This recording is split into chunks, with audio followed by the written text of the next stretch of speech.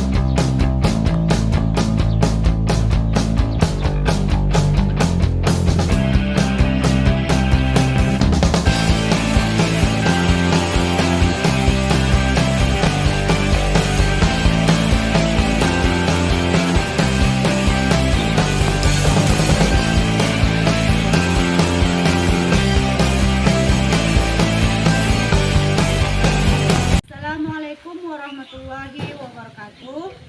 Perkenalkan, saya Ariyanti Lubis SPD dari Sekolah SD Negeri 102080 Gariang, Kecamatan Ujung Batu, Kabupaten Padang Lawas Utara.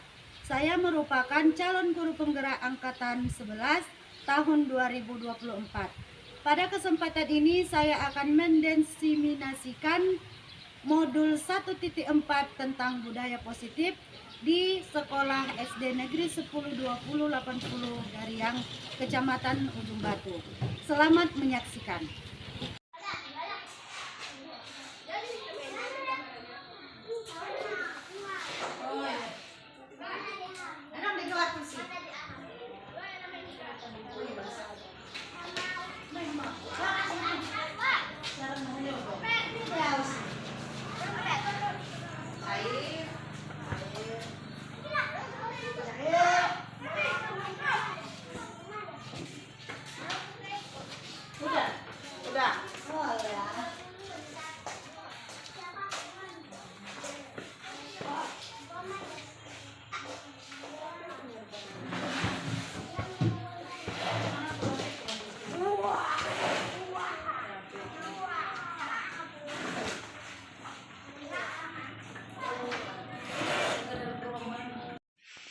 Assalamualaikum warahmatullahi wabarakatuh.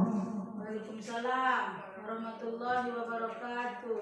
Alhamdulillah, pada siang ini kita masih dapat melakukan acara di sekolah kita ini dalam rangka diseminasi budaya positif pada modul 1.4.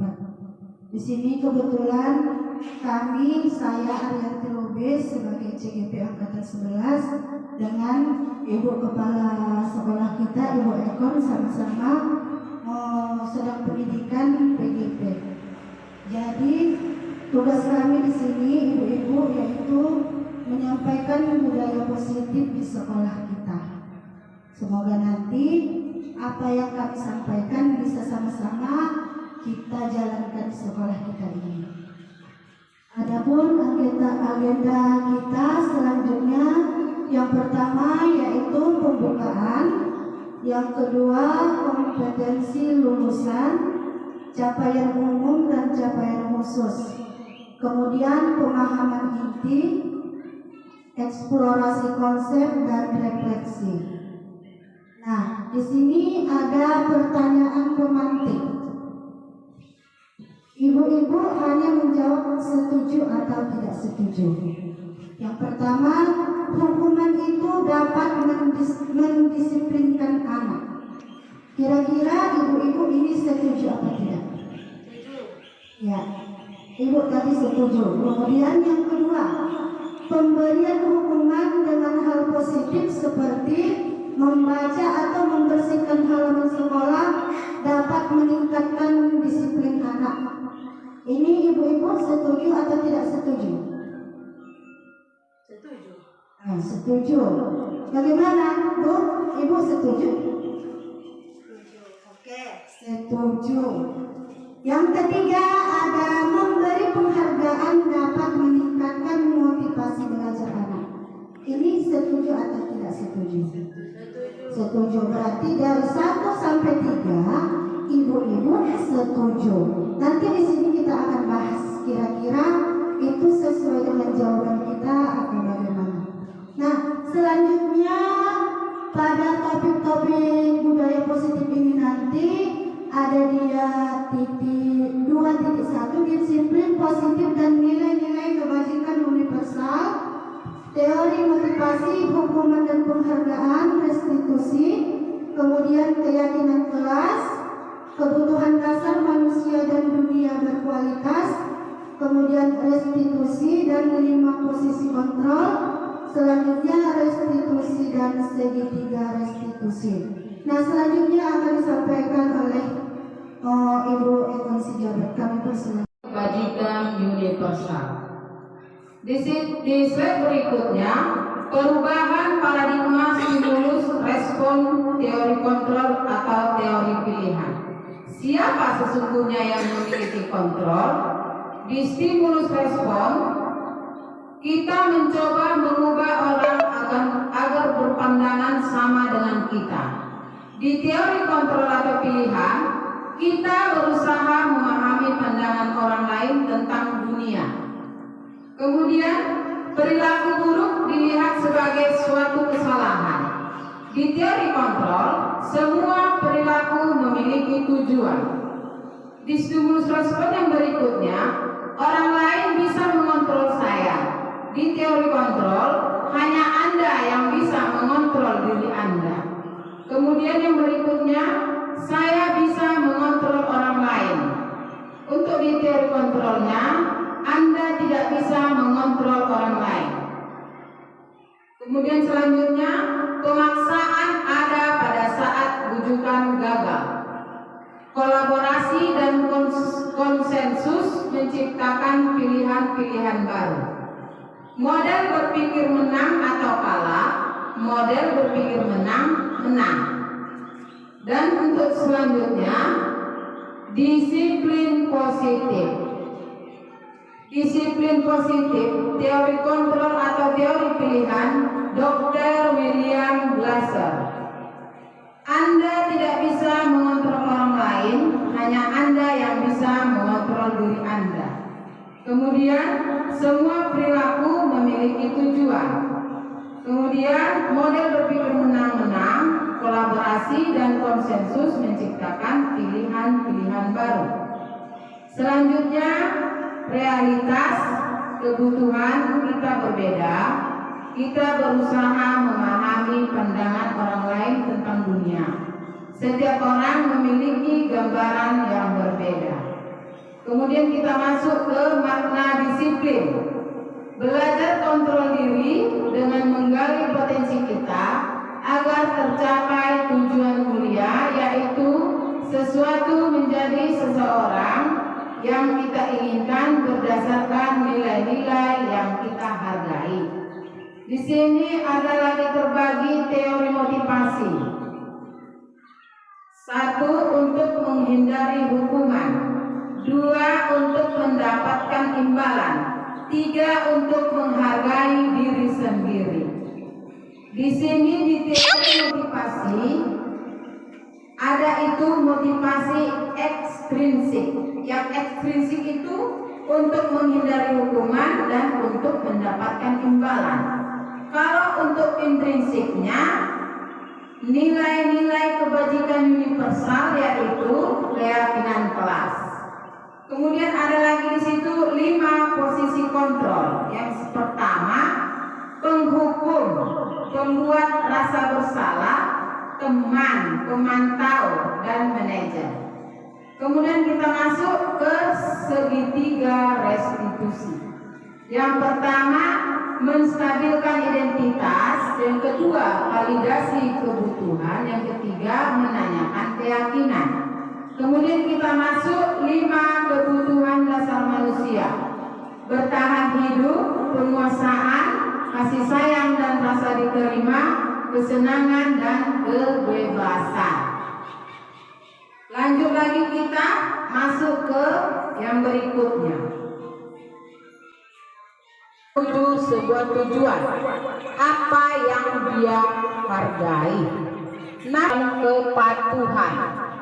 Kecenderungan umum adalah menghubungkan kata disiplin dengan ketidaknyamanan, bukan dengan apa yang kita hargai atau pencapaian suatu tujuan mulia. Nah, di sini kita sudah tahu semua kan ibu-ibu, disiplin itu apa. Apalagi di Indonesia katanya kalau sudah disiplin berarti kita harus patuh. Ya kan Bu? Jadi selanjutnya saya serahkan lagi kepada Ibu Ariyanti. Agama maupun latar belakang. Setiap perilaku atau perbuatan memiliki suatu tujuan. Jadi kita jangan heran kalau anak-anak itu berbuat sesuatu pasti ada tujuannya. Kemudian dengan mengaitkan nilai-nilai kebajikan yang kita yakini seseorang, maka motivasi instruknya akan terbangun, sehingga menggerakkan motivasi dari dalam untuk dapat mencapai tujuan mulia yang diinginkan.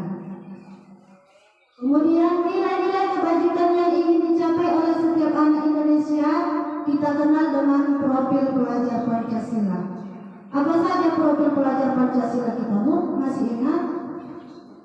Apa saja dia, Bu? Yang pertama, beriman, bertakwa kepada Tuhan Yang Maha Esa dan berakhlak mulia. Kemudian ada mandiri, bernalar kritis, berkebinekaan global, bergotong royong dan kreatif. Ya, itu adalah tadi profil pelajar Pancasila.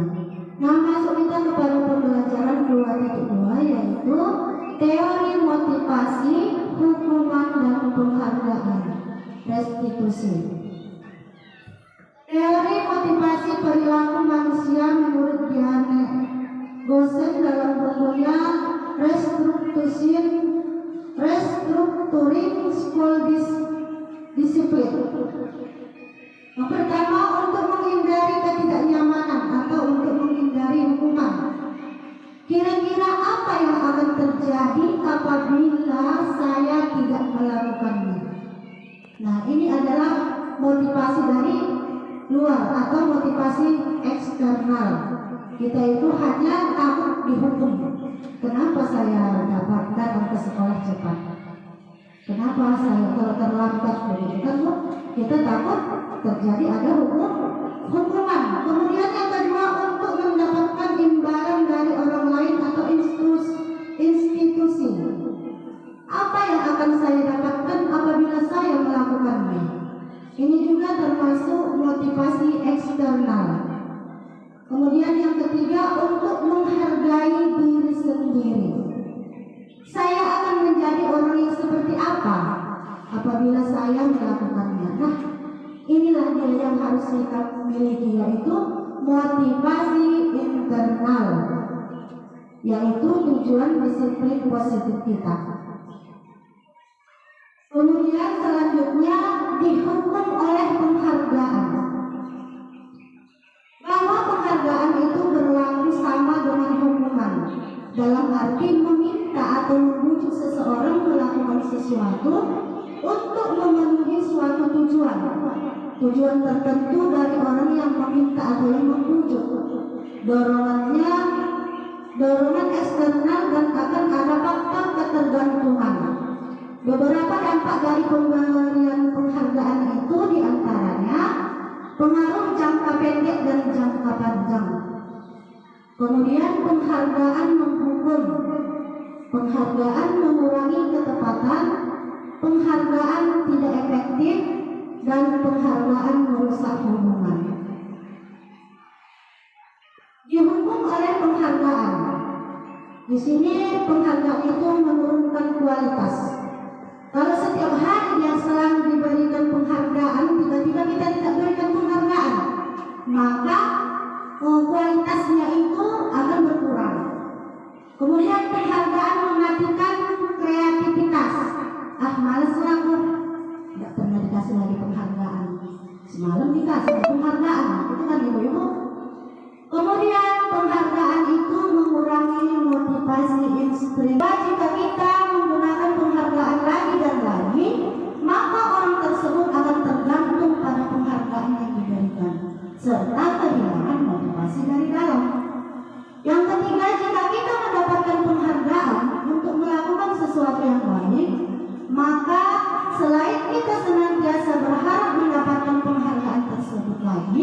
kita pun menjadi tidak menyadari tindakan baik yang kita lakukan.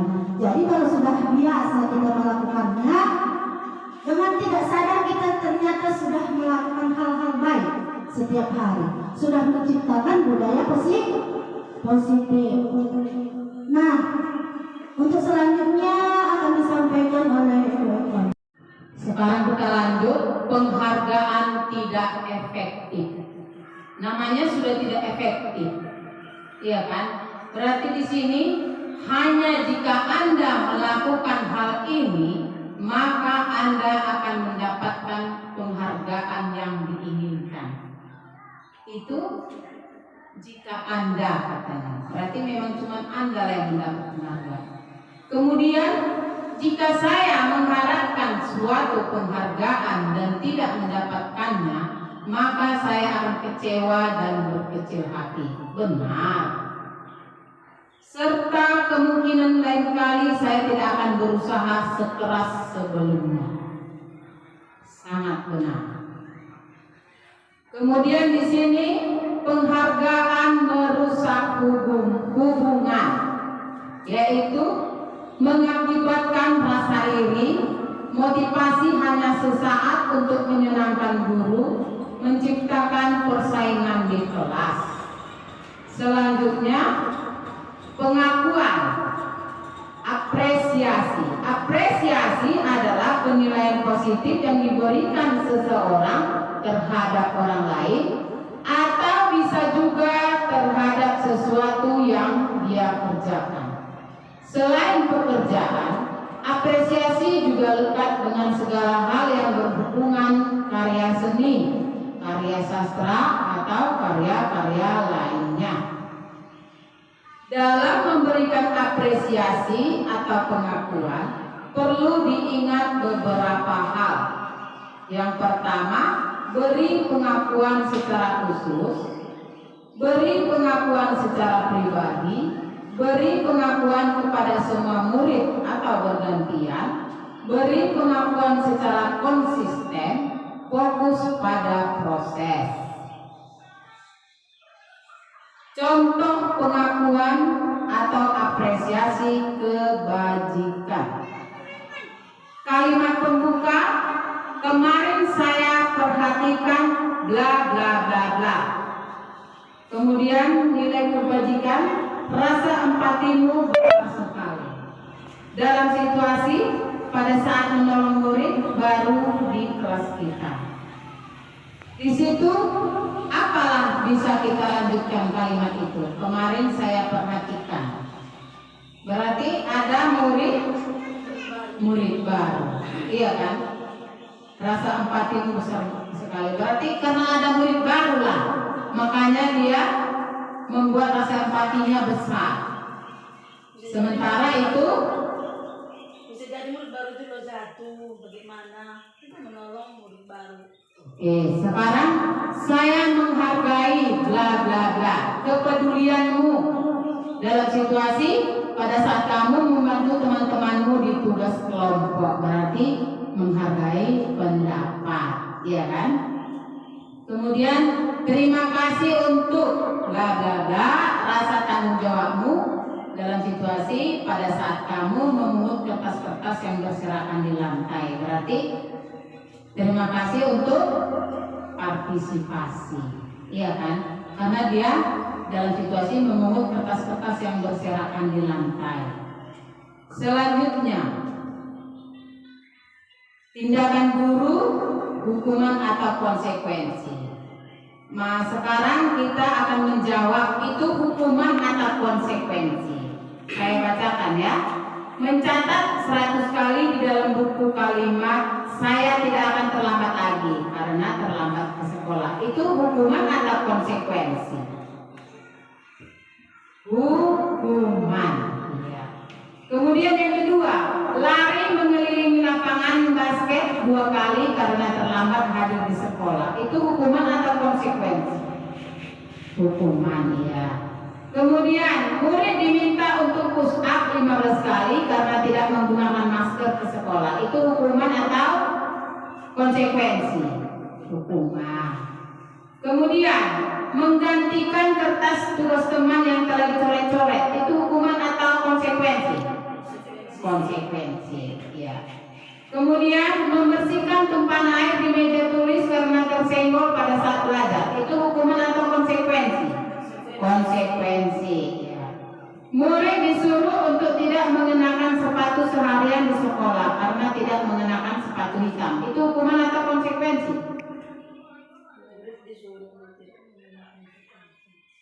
Hukuman, ya Bu, itu hukuman. Kemudian lari mengelilingi lapangan basket 2 kali karena terlambat 10 menit untuk pelajaran PJOK, itu hukuman atau konsekuensi? Konsekuensi. Nah, coba dulu bedakan tadi. Kan jawabannya kan? Kira-kira jawaban tadi kita benar semua?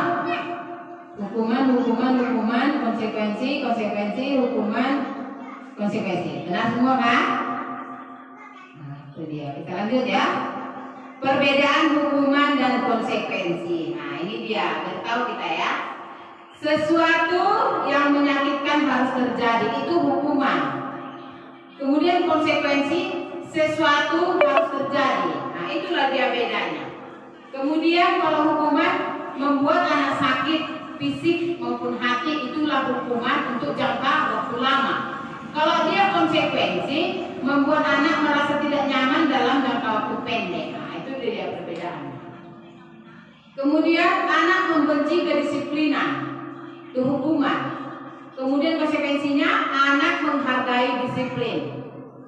Kemudian selanjutnya paksaan. Kemudian stimulus tanggapan. Selanjutnya mendorong anak menyakiti diri sendiri, itu hukuman. Mendorong anak agar mudah menyelesaikan diri, itu konsekuensi. Konsep diri yang buruk, itu hukuman. Konsep diri yang baik, itu konsekuensi. Anak belajar untuk menyembunyikan kesalahan, itu hukuman. Anak belajar untuk mematuhi peraturan, itu konsekuensi. Kemudian marah, rasa bersalah, dipermalukan, merasa tak dihargai, itu hukuman. Kehilangan hak, dibuat tidak nyaman, diasingkan untuk sementara, itu konsekuensi. Restitusi. Sama-sama kita dengarkan. Restitusi adalah proses menciptakan kondisi bagi murid untuk memperbaiki kesalahan mereka, sehingga mereka bisa kembali kepada kelompok mereka dengan karakter yang lebih kuat. Restitusi juga merupakan proses kolaboratif yang mengajarkan murid untuk mencari solusi untuk masalah mereka dan membantu murid berpikir tentang orang seperti apa yang mereka ingin menjadi atau tujuan mulia dan bagaimana mereka harus memperlakukan orang lain. Selanjutnya di sini ada identitas gagal, identitas sukses. Nah, di sini di identitas gagal itu lebih atau anak untuk jangka waktu panjang. Konsekuensi tidak nyaman untuk murid atau anak untuk jangka waktu pendek. Untuk direstitusi, menguatkan untuk murid atau anak dalam jangka waktu panjang. Kemudian korban mendapatkan keadilan. Konsekuensi korban bisa diabaikan. Kemudian kalau direstitusi, korban mendapatkan ganti. Supaya sama-sama kita bisa membedakan ya ibu-ibu.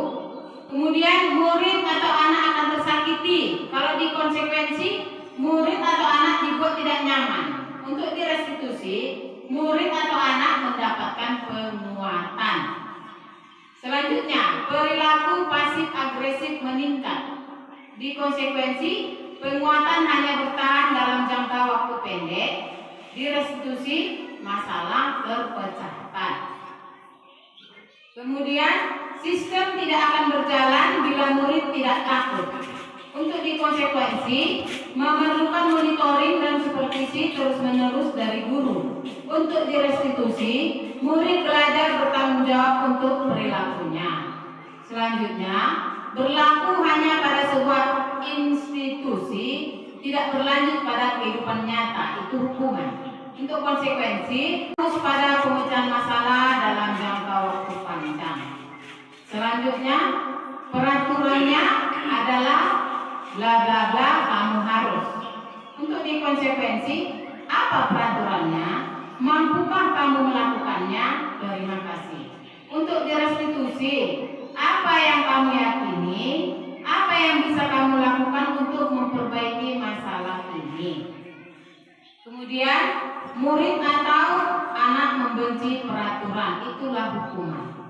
Kalau dikonsekuensi, murid atau anak menghormati peraturan.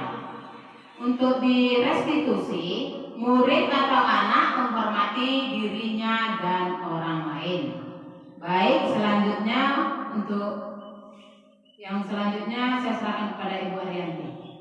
Namun untuk belajar dari kesalahan. Yang kedua, memperbaiki hubungan.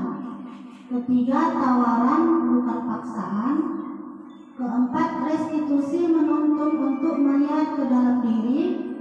Yang kelima, restitusi mencari kebutuhan dasar yang mendasari tindakan. 6. Restitusi diri adalah cara yang paling baik. 7. Restitusi fokus pada karakter, bukan tindakan. 8. Restitusi fokus pada solusi.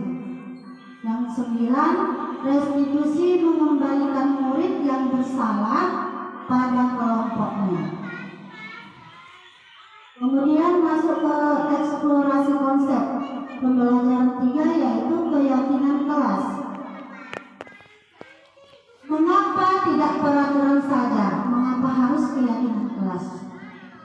Mengapa kita memiliki peraturan harus menggunakan helm bila mengendarai kendaraan roda 2? Mengapa kita memiliki peraturan 3M? Menggunakan masker, mencuci tangan, dan menjaga jarak 1,5 meter. Mengapa kita memiliki peraturan harus datang tepat waktu pada saat mengikuti pelatihan?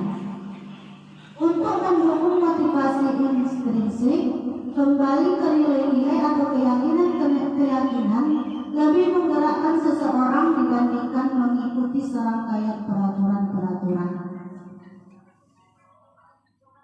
Kemudian di sini ada budaya positif. Budaya positif itu kita mulai dari kelas, kemudian kita buat keyakinan kelas.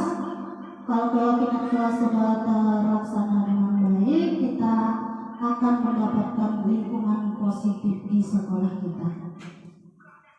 Kemudian di sini ada kegiatan pendalaman keyakinan kelas, yaitu tabel T dan Y. Ada hormat. Kami meyakini bahwa sangat penting untuk menghormati semua orang dan barang milik orang lain. Ini terdengar seperti apa ya? Terdengar seperti apa?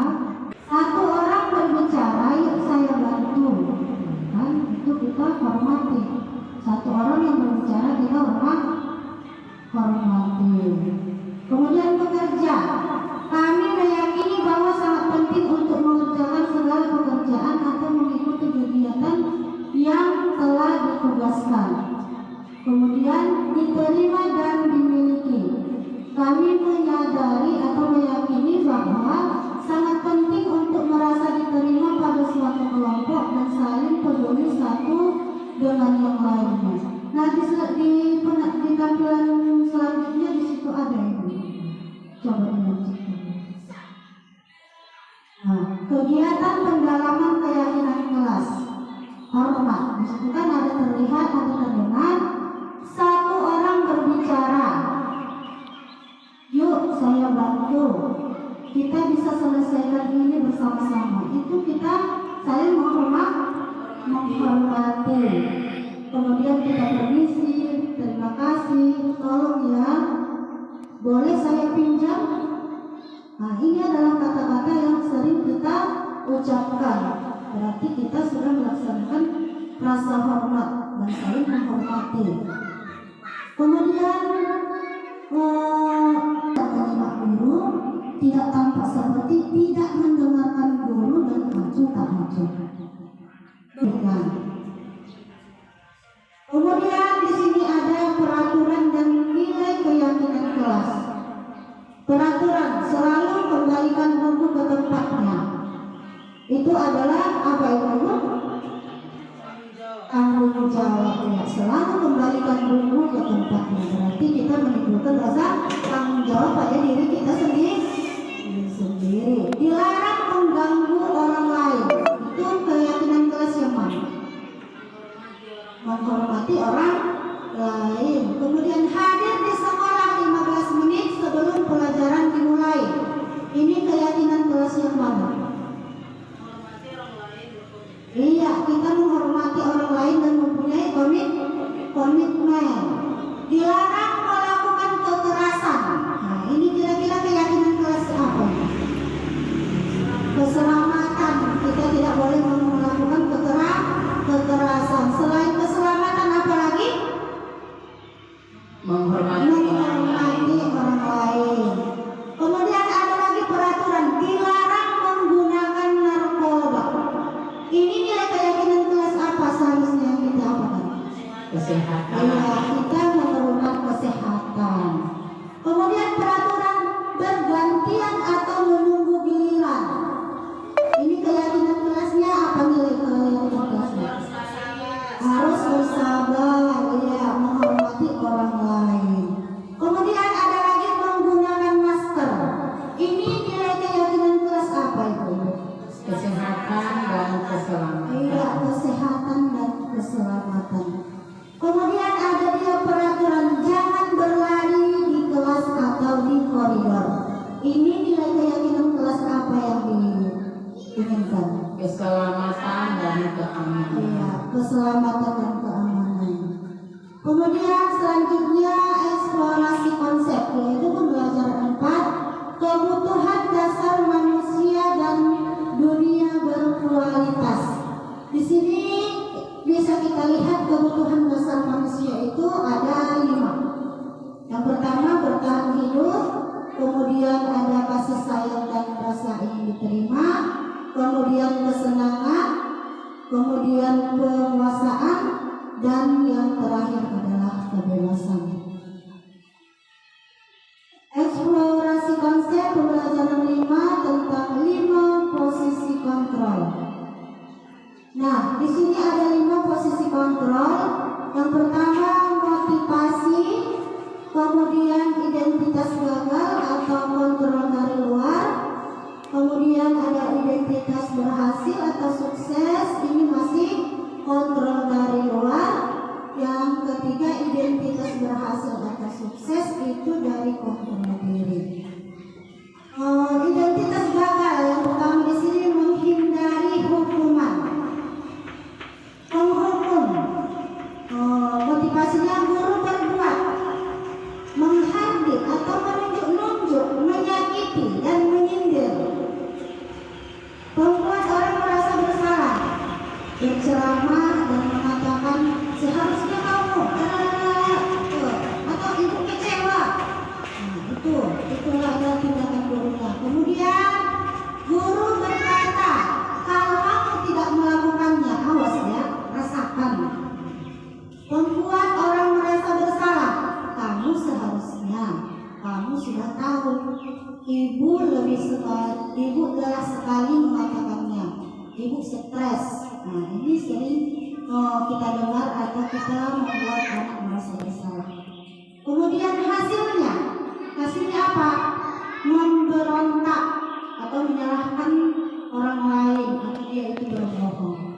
Kalau kita melakukan hukuman seperti itu. Kemudian kalau membuat orang merasa bersalah, hasilnya akan menyembunyikan atau menyangkal atau dia pun bisa juga berbohong. Kaitannya dengan dunia berkualitas, murid meletakkan guru di luar dunia berkualitas. Kalau membuat orang merasa bersalah, murid meletakkan guru di atas dunia berkualitas. Murid berkata, biarkan saja, nanti juga marah-marah lagi. Kalau kita menghukumnya, tapi kalau kita membuat dia merasa bersalah, dia akan meminta maafkan saya. Kemudian dampaknya pada murid yaitu kalau kita menghukum rasa rendah diri. Kita lanjutkan ke identitas berhasil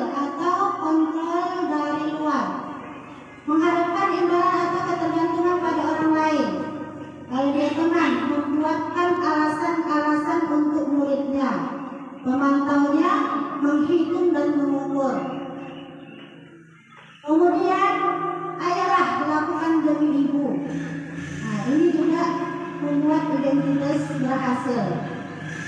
Mengharapkan imbalan. Kemudian ketergantungan. Pemantaunya menyesuaikan diri bila diawasi. Menghargai diri sendiri, di situ kita lihat kontrol dirinya sebagai manajer. Tadi ada sebagai teman, ada sebagai pemantau, ada sebagai manajer. Kalau sebagai pemantau apa peraturannya? Kalau sebagai manajer apa yang kita yakini? Apa yang bisa mengerjakan untuk memperbaiki masalah ini? Kalau kita sebagai teman, ketergantungan, menyesuaikan diri bila diawasi. Ini kalau pemantau. Kalau dia manajer, menguangkan pribadi anak. Kemudian teman, murid meletakkan guru di sebagai orang yang sangat penting di dunia berkualitas. Kalau dia pemantau, murid meletakkan guru, peraturan dan hukum di dunia berkualitas. Kalau dia sebagai manajer, murid meletakkan dirinya sebagai individu yang positif dalam dunia berkualitas. Caranya saya bisa memperbaiki keadaan. Kemudian teman di situ lemah, tidak mandiri, tergantung kepada orang lain. Kalau sebagai pemantau menitik beratkan pada sanksi atau hadiah untuk dirinya. Sedangkan manajer mengevaluasi diri, bagaimana cara memperbaiki diri. Jadi di antara 5 posisi kontrol ini, yang paling baik untuk kita jalankan adalah sebagai manajer. Konsep pembelajaran 6, segitiga restitusi.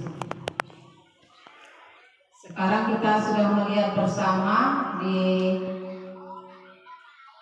depan kita masing-masing. Di situ ada segitiga restitusi.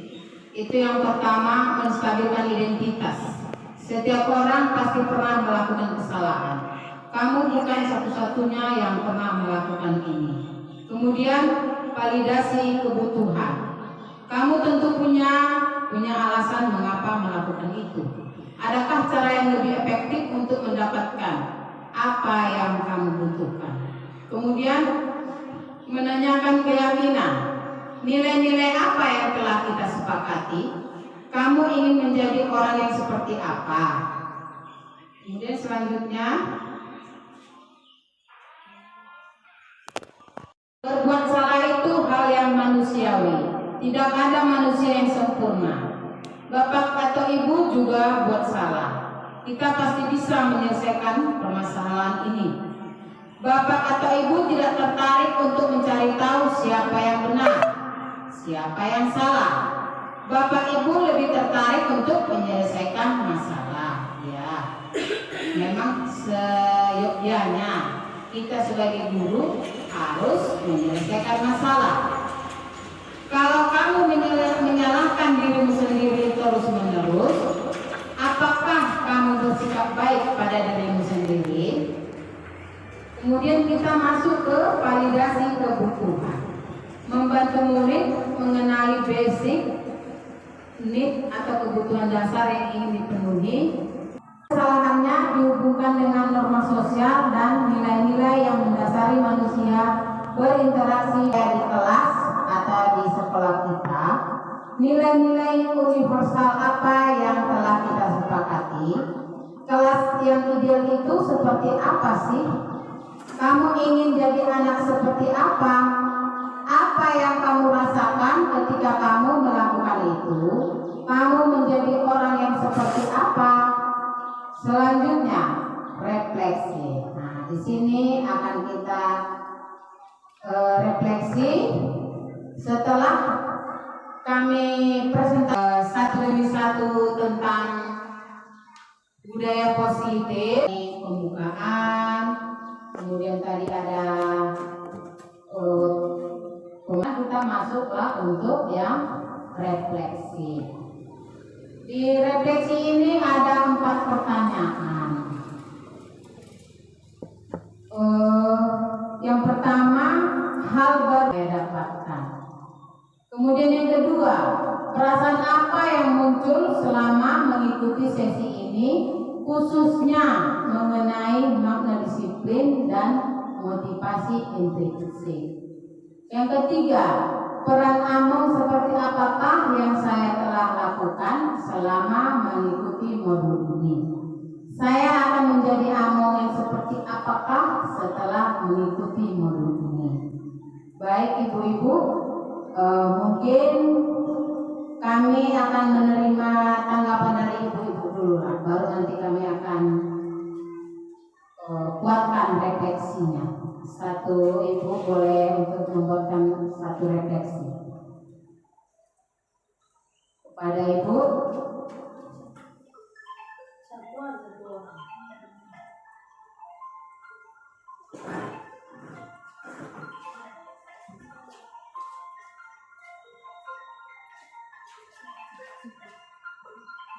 terima kasih kepada Ibu Bupati. Ya, untuk refleksi mungkin satu ya Bu, satu Bu. Untuk nomor satu, hal baru apa yang mengubah paradigma saya yang saya dapatkan yaitu setelah adanya diseminasi budaya positif ini yang kita lakukan pada siang hari ini, yaitu dari sini kita mendapatkan bahwa selama ini yang kita lakukan ternyata contohnya dalam hal hukuman. Ternyata setelah kita pelajari bersama dalam presentasi hari ini, hukuman itu tidak baik bagi siswa. Jadi mungkin untuk kedepannya akan kita jalankan sesuai yang kita presentasikan hari ini. Begitu. Tepuk tangan dulu ibu. baik lanjut Bu untuk nomor 2.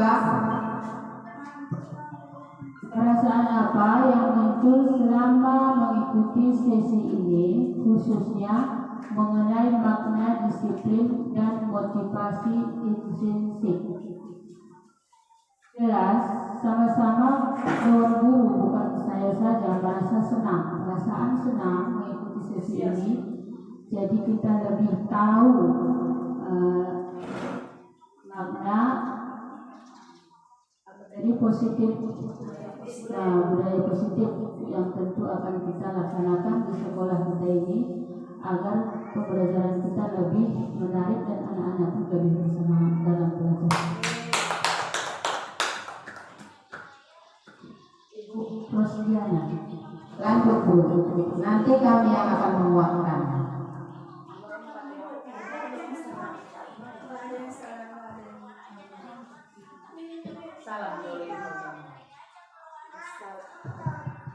Assalamualaikum warahmatullahi wabarakatuh. Saya akan menjadi among yang seperti apakah setelah mengikuti modul ini? Menurut saya akan menjadi among yang baik, pasti, dan tentunya saya akan menjadi among yang baik karena di mana saya akan diikuti oleh orang lain. Dan saya akan menunjukkan kepada orang lain ataupun guru-guru saya yang di sekolah.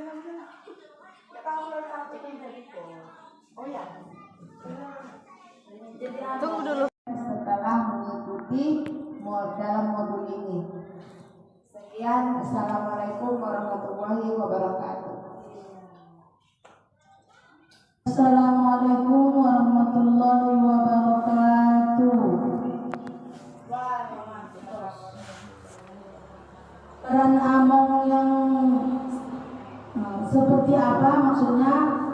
Jadi dari setelah mempelajari tadi modul budaya positif ini, jadi saya akan menjadi among yang seperti manajer, tidak sebagai penghukum, tidak juga sebagai pemantau.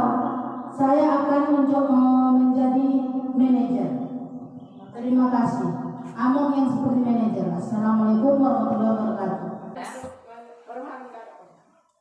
Masuklah kita di penghujung acara kita, yaitu refleksi. Di sini kami sebagai CGP akan menguatkan modul 1.4 budaya positif yang sudah kami presentasikan mulai awal sampai akhir. Di sini ada pertanyaan, hal baru apa yang mengubah paradigma saya yang saya dapatkan? Setelah kami mengikuti pendidikan guru penggerak, banyak yang sudah kami dapatkan dari pendidikan guru penggerak tersebut, yaitu mulai dari pembelajaran Ki Hajar Dewantara, kemudian nilai-nilai peran guru penggerak, kemudian visi guru penggerak, dan inilah dia modul 1.4 budaya positif. Itulah dia.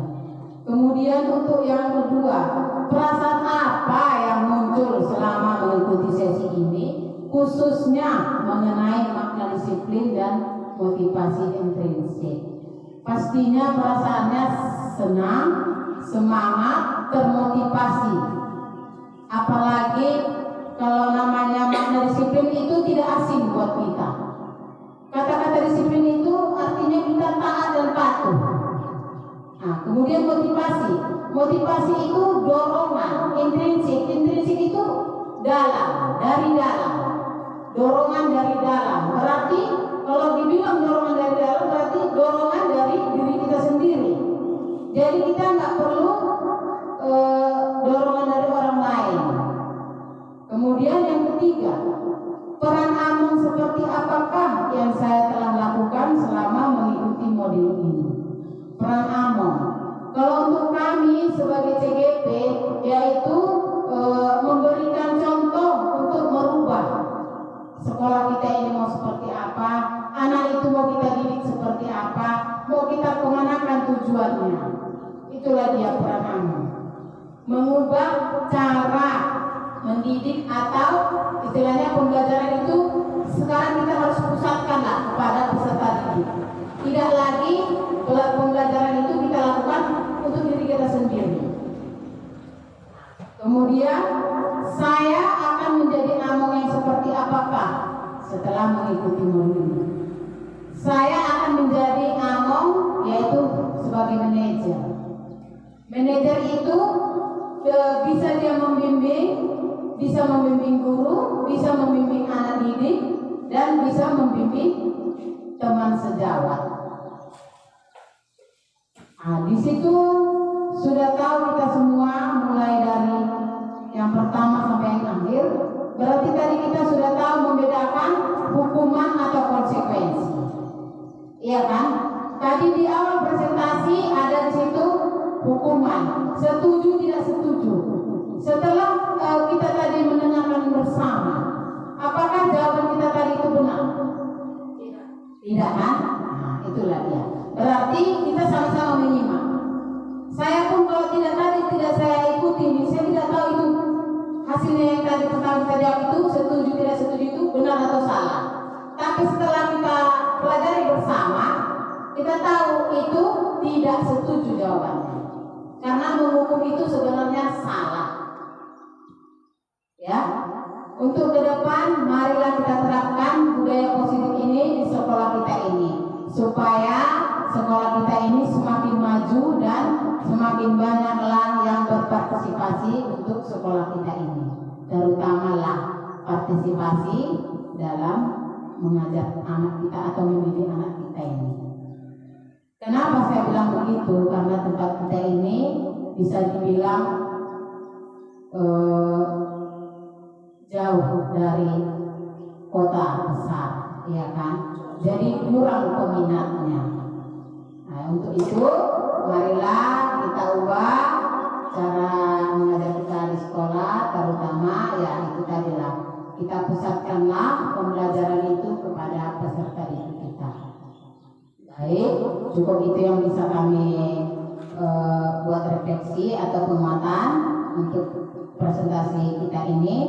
Kami tutup presentasi kita ini dengan mengucapkan terima kasih banyak kepada ibu-ibu semua yang sudah berhadir, walaupun memang kita cuma hanya bisa dibilang tidak mencukupi untuk acara diseminasi ini, karena memang kondisi sekolah kita ini memang gurunya ya masih seginilah mungkin untuk tahun ini.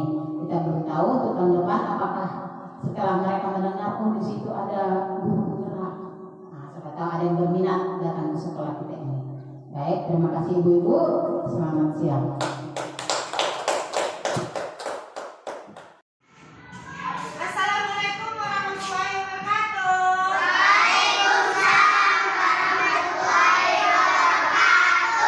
Apa kabarnya hari ini anak-anak? Oke, kabarnya baik. Sudah sarapan? Sudah, Bu.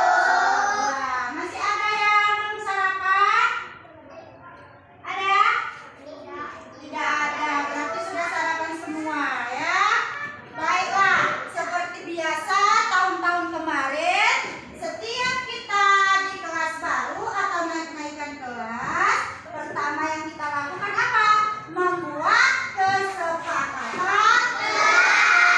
Nah, sebelum kita belajar, kita buat dulu kesepakatan kelas kita. Di kelas berapa kita sekarang? Kelas 3. Kita buat kesepakatan kelas itu supaya apa? Supaya apa? Supaya kita bisa mematuhi peraturan yang sudah kita buat bersama-sama. Nah, di sini ada ibu mempunyai kertas. Nanti ini ibu bagi kertasnya. Kemudian kalian tuliskan apa kesepakatan kelas yang mau kita buat di kelas. Nanti kita tempel. Kita buat satu orang ini ya. Nih, nanti dituliskan di kertasnya apa saja yang mau kita sepakati. Kalian tulis lagi ya. Ditulis di kertasnya. Iya, di kertasnya. Di sininya. Ditulis lagi ya.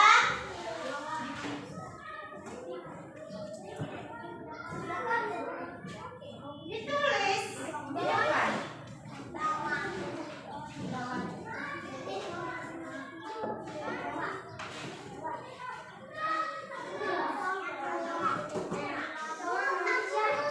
Siapa yang belum? Bos, oke. Udah? Tulis. Udah? Bisa?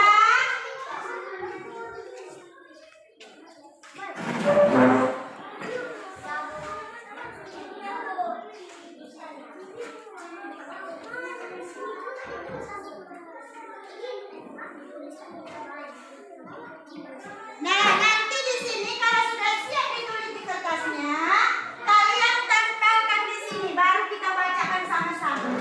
Tahu kesepakatan kelas? Misalnya ibu buat satu contoh. Hadir di sekolah sebelum 15 menit sebelum masuk kelas, ya kan? Nah, itu dia contohnya. Ayo, udah siap? Udah siap ditulis? Nah, yang sudah siap boleh ditempel.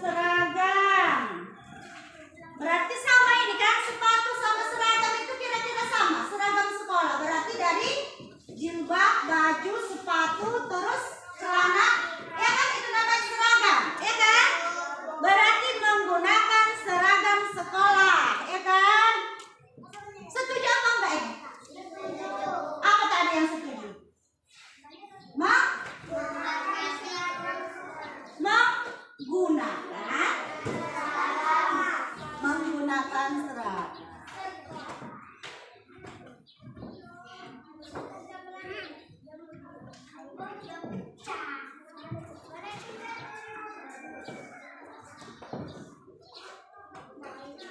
Oke, apa lagi? Buang sampah pada tempatnya. Jangan buang sampah sembarangan.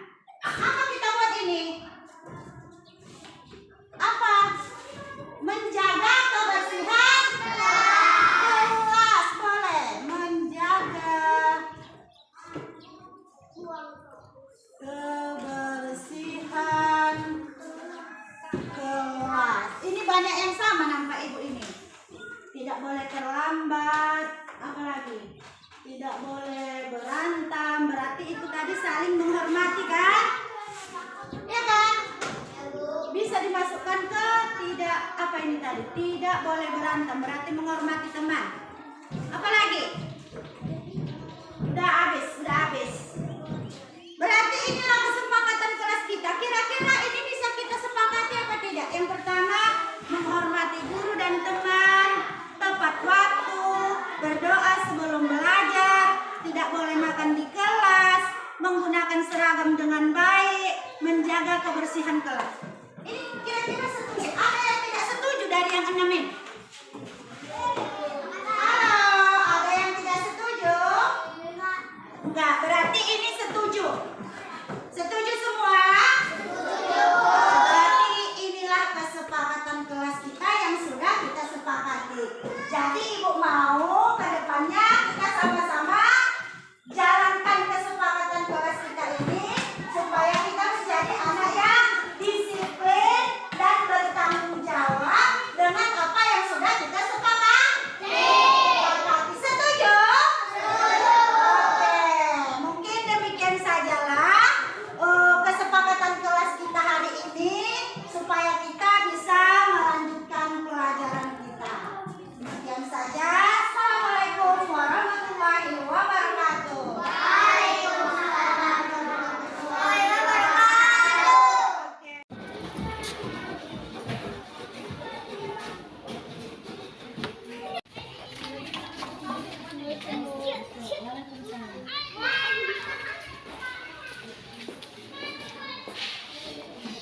Sehat, Balkis? Sehat. Oh, Balkis tahu kenapa ibu panggil kemarin? Kenapa ibu panggil kemarin, nak? Gara-gara pakai selop. Pakai selop itu sudah sesuai sama kesepakatan kelas kita? Belum. Jadi apa yang Balkis lakukan supaya sesuai dengan kesepakatan kelas kita, nak?